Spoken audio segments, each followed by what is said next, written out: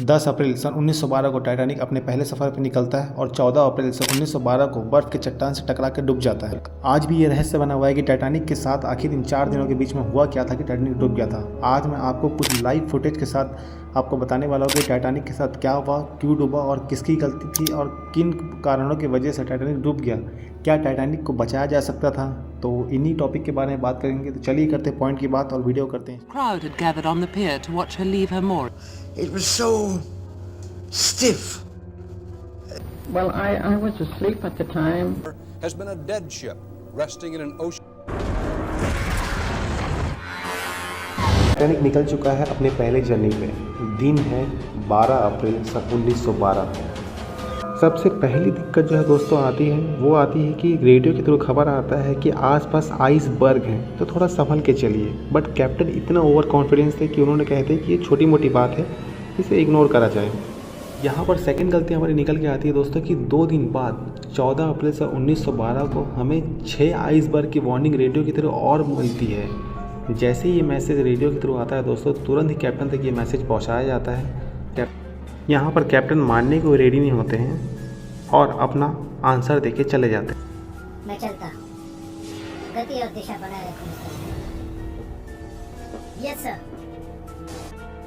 दोस्तों ऐसा क्या रीज़न था कि कैप्टन जॉन स्मिथ किसी की बात मानने को रेडी नहीं थे कि टाइटैनिक की स्पीड को स्लो करने की आवश्यकता है?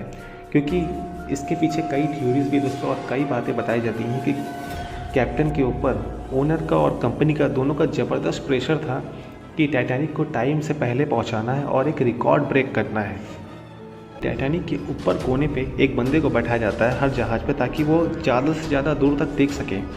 बट जैसे ही सामने दोस्तों अब बर्फ़ का चट्टान दिखता है, तुरंत ही नीचे कॉल करके बताया जाता है कि सामने बर्फ़ का चट्टान है, जहाज़ को स्लो करो या तुरंत ही लेफ़्ट की तरफ मोड़ो। ये एक फ़ोन कॉल दोस्तों पूरी टाइटैनिक को हिला के रख देता है। तुरंत ही इंजन को ऑफ कर दी जाती है और टाइटैनिक को लेफ़्ट की तरफ मोड़ने की कोशिश की जाती है। पर दोस्तों इतने बड़े जहाज़ को और इतने रफ्तार में चल रहे जहाज़ को रोकना आसान नहीं था। फाइनली टाइटैनिक जाके बर्फ़ के चट्टान पे टकरा जाता है।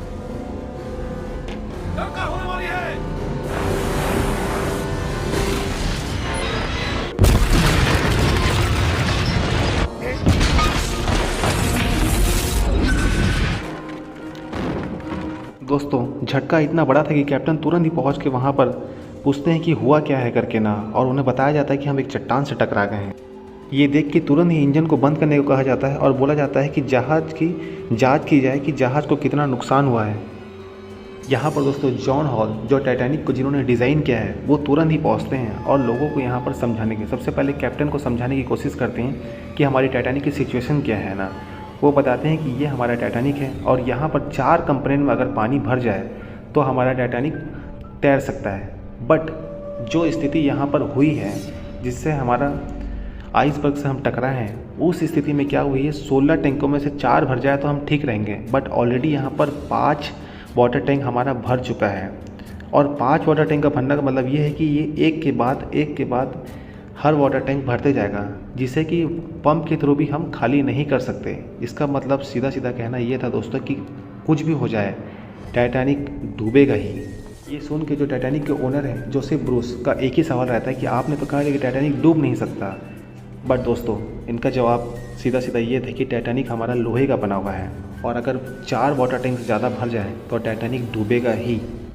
यहाँ पर तुरंत ही सारे मेंबर को खबर किया जाता है कि सेफ्टी गार्ड पहन के लाइफ बोट्स पे आ जाइए करके। यहाँ पर कैप्टन के थ्रू एक कोड लिखा जाता है दोस्तों, और जो वायरलेस ऑपरेटर है हमारे टाइटैनिक के हीरो जैक फिलिप्स, उनको एक कोड लिख कर दे दिया जाता है और कहा जाता है कि हमारी सिचुएशन यही है दोस्तों, हम डूबने वाले हैं। जितनी जल्दी हो सके रेडियो के थ्रू खबर फैला दीजिए कि टाइटैनिक डूब रहे हैं और हमें मदद की ज़रूरत है।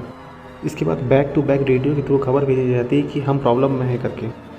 दोस्तों यहाँ पर लाइफ बोट्स को ओपन कर दिया जाता है ताकि गाइडलाइंस के थ्रू महिलाओं और बच्चों को पहले लाइफ बोट से पानी में उतारा जाए ताकि ज़्यादा से ज़्यादा लोग यहाँ पर बच सकें। यहाँ पर दोस्तों फ्लेयर भी चलाया जाता है ताकि आसपास कोई जहाज़ हो तो फ्लेयर को देख के मदद के लिए आ जाए।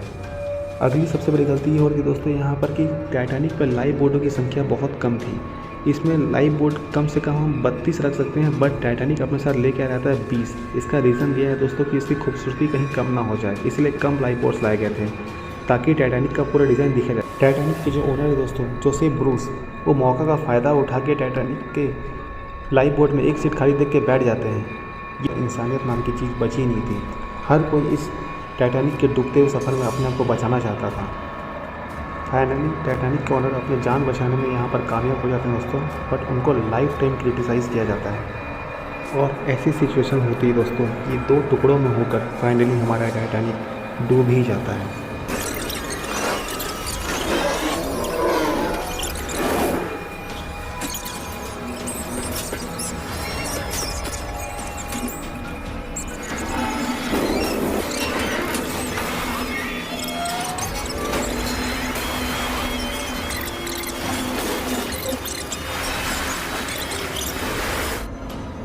यहाँ पर टाइटैनिक के डूबने के बाद भी कहानी ख़त्म नहीं हो रही दोस्तों। यहाँ पर सिर्फ 700 लोगों को लाइफ बोट्स में जगह मिल रही है, बट यहाँ पर 1500 लोग पानी में तड़पते हुए रहते हैं और बोट का इंतज़ार करते रहते हैं। बट दोस्तों यहाँ पर तापमान -2 डिग्री था, तो यहाँ पर 1 मिनट से भी ज़्यादा पानी में जिंदा रहना बहुत ही कठिन था।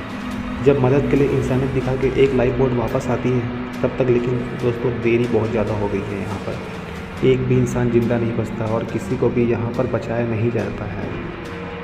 ये देख के यहाँ पर टाइटैनिक के क्रू मेंबर की आंखों में आंसू हो जाता है, क्योंकि यहाँ पर कोई भी ज़िंदा नहीं बचा है दोस्तों। सारे के सारे पानी में तैरते हुए दिखते थे पानी के ऊपर। पर फाइनली दूसरे दिन सुबह ही दोस्तों एक जहाज़ दिखती है जिसका नाम है कारपेथिया।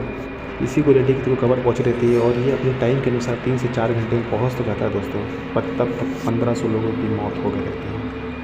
हालांकि दोस्तों यहाँ पर 700 लोगों को बचा तो लिया जाता है, बट यहाँ पर 1500 लोगों की जान चली गई रहती है 3-4 बड़े बड़े गलतियों की वजह से।